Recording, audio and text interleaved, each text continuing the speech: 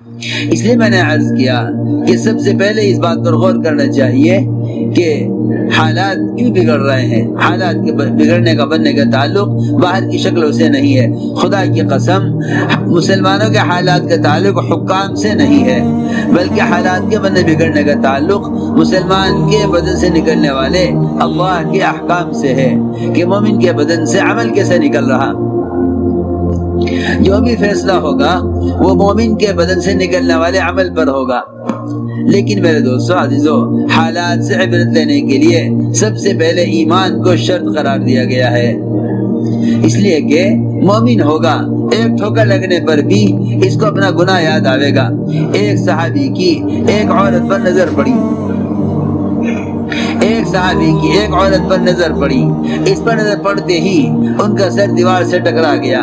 آ کر خدمت میں عرض کیا حضور اکرم صلی اللہ علیہ وسلم کی، عرض کیا کہ یا رسول اللہ میری ایک عورت پر نظر پڑی، اس عورت پر نظر پڑنے کے ساتھ ساتھ میرا سر دیوار سے ٹکرا گیا۔ آپ نے فرمایا اللہ رب العزت کا یہ فضل ہے مومن کے ساتھ کہ اگر اس سے کوئی چھوٹا گناہ بھی ہوگا، اس سے کوئی چھوٹا گناہ بھی ہوگا تو اللہ رب العزت اس کو اس گناہ پر تنبیہ کرنے کے لیے چھوٹی سی تکلیف لے آئیں گے، اس لیے کہ اللہ رب العزت مومن کو گناہوں سے بچانا چاہتے ہیں۔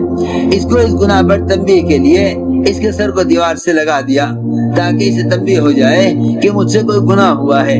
میرے بزرگوں، دوستو، عزیزوں، اس زمانے میں آپ دیکھیں گے ٹرینیں ٹکرا جائیں، جہاز ٹکرا جائیں، گاڑیاں ٹکرا جائیں، ان کے کھیتوں میں غلہ نہ ہو، ان کی دکانوں پر آمدنی نہ ہو، ان کی زراعتوں میں نقصان ہو جاوے، لیکن یہ اس سب کے باوجود بھی یہ نہیں سوچتے کہ ہم سے کون سا گناہ ہوا ہے جس کی وجہ سے اللہ رب العزت نے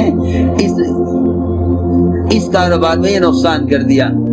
اس لیے میں عرض کر رہا کہ اس بات کو بہت توجہ سے غور کرنا اور سوچنا ہے کہ حالات کیسے بدلیں۔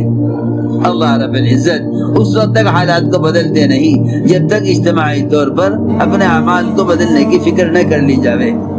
اس لیے میرے بزرگوں، دوستو، عزیزوں، یہ ساری کی ساری محنت اور یہ کوشش یقین کے بدلنے کی ہے۔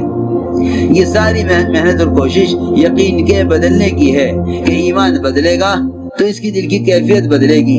ایمان کے بغیر بصیرت حاصل نہ ہوگی، یہ نفع اور نقصان کو سمجھ نہ سکے گا۔